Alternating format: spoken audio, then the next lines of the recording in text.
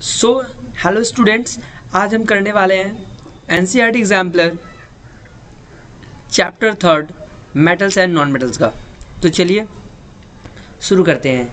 तो सबसे पहला क्वेश्चन है विच of the following property is generally not shown by metals.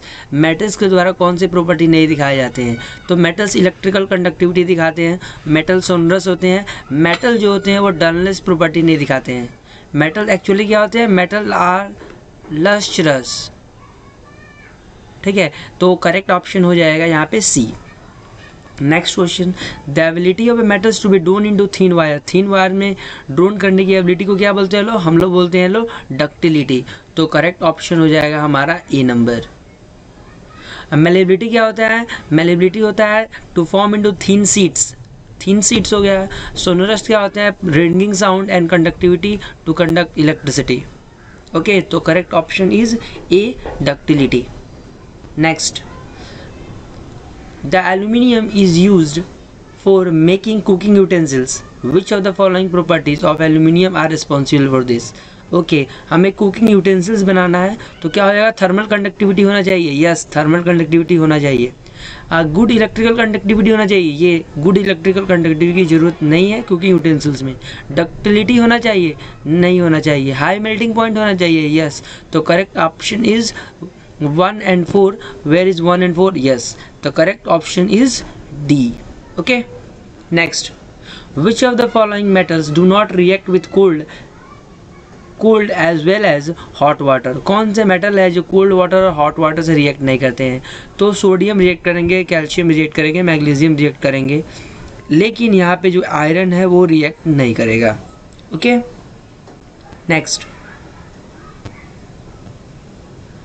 which of the following oxides of iron would be obtained on prolonged reaction of iron with steam। तो जब iron को हम जो है हीट करेंगे, ओके, आयरन लिखते हैं यहाँ पे Fe सॉलिड प्लस स्टीम से करना है तो H2, और ये हमें करना पड़ेगा गैसियस फॉर्म में यानी स्टीम फॉर्म में। तो प्रोलॉन्ग हीट करेंगे तो हमें मिलेगा Fe3O4। Okay, Fe3O4। तो correct answer is C. Okay, जो कि हम बोलते, ये होता है आयरन सेकेंड थर्ड ऑक्साइड। क्या होता है? Iron second third oxide. Okay, next question number 6, what happens when calcium is treated with water. Calcium को जब वाटर के साथ रिएक्ट कराया जाएगा तो क्या होगा? Calcium is treated with water, तो इट डज नॉट रिएक्ट, ये गलत है। It reacts violently with water. Yes, it react less violently with water. Bubbles of hydrogen gas formed, ये तो नहीं होगा। Bubbles of hydrogen gas formed stick to the surface of the calcium. Yes, so correct option is 2 and 4. Where is 2 and 4?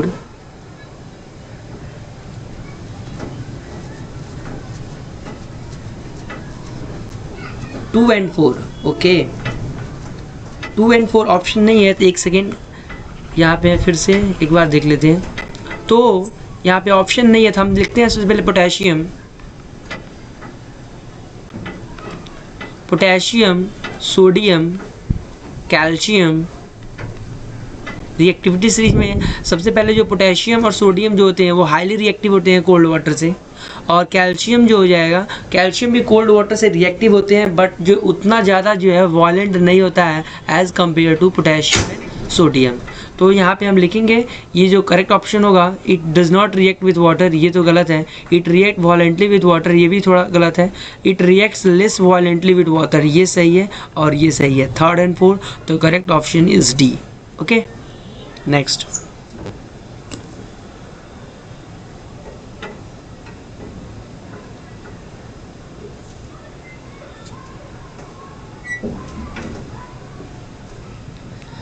generally metals react with acid to give salt and hydrogen gas। okay, metal plus acids क्या होते हैं? metal plus acids क्या होते हैं? metal salt होता है। क्या होता है? metal salt, metal salt plus hydrogen gas।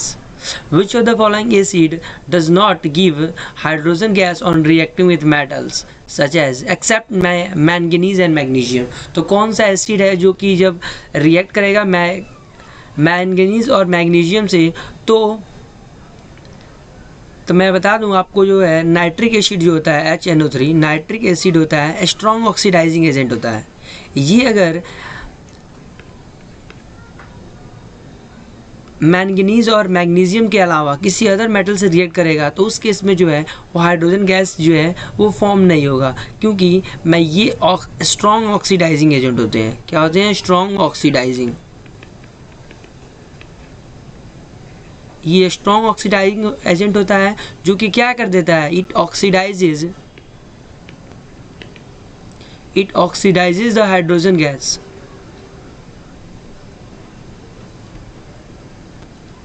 Gas formed to water. ये हाइड्रोजन गैस को जो है ऑक्सीडाइज करके वाटर में फॉर्म कर देता है। तो हमारा आंसर क्या हो जाएगा? Correct option is C. Next, aqua aqueous solution क्या होता है? एक्वा एक्वियस सॉल्यूशन होता है कंसंट्रेटेड एसिड का मिक्सचर, जो कि यहाँ पे देखिए डाइल्यूट तो ये नहीं होगा, कंसंट्रेटेड और डाइल्यूट ये भी नहीं होगा, कंसंट्रेटेड ये करेक्ट ऑप्शन ही हो जाएगा सी। तो क्या होता है कि एक्वा एक्विया जो सॉल्यूशन होता है, मिक्सचर होता है, वो होता है HCl, कंसंट्रेटेड HCl का और कंसंट्रेटेड HNO3 का, ओके। और ये रेशियो जो होता है वो 3:1 होता है, ओके। तो correct option is C. Next, which of the following is are not an ionic compound? Ionic compound नहीं है, तो KCl जो है वो आयोनिक कंपाउंड है, ओके। HCl जो है वो आयोनिक कंपाउंड नहीं है, HCl जो है वो आयोनिक कंपाउंड नहीं है, HCl जो है कोवैलेंट कंपाउंड है। नेक्स्ट, ये है कार्बन टेट्राक्लोराइड। कार्बन टेट्राक्लोराइड जो होते हैं वो भी जो होते हैं कोवैलेंट कंपाउंड होते हैं।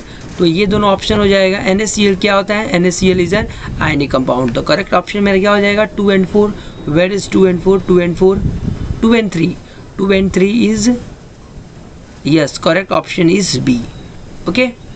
Next, last question of the day, which of the following properties is not generally exhibited by ionic compound? Ionic compound के द्वारा कौन से प्रॉपर्टी जो है नहीं शो किए जाते हैं? तो आयनिक कंपाउंड जो होते हैं वो सॉल्युबल इन वाटर होते हैं, ये तो सही है। इलेक्ट्रिकल कंडक्टिविटी जो होते हैं वो सॉलिड में नहीं होते हैं, लेकिन यहाँ पे लिखा है electrical conductivity in solid state, ये गलत है, ओके। तो हमारा ऑप्शन क्या हो जाएगा? Correct option is B, okay. High melting point होता है, बॉइलिंग पॉइंट होता है, इलेक्ट्रिकल कंडक्टिविटी मोल्टेन फॉर्म में होता है, एक्वस फॉर्म में होता है, तो करेक्ट ऑप्शन इज बी।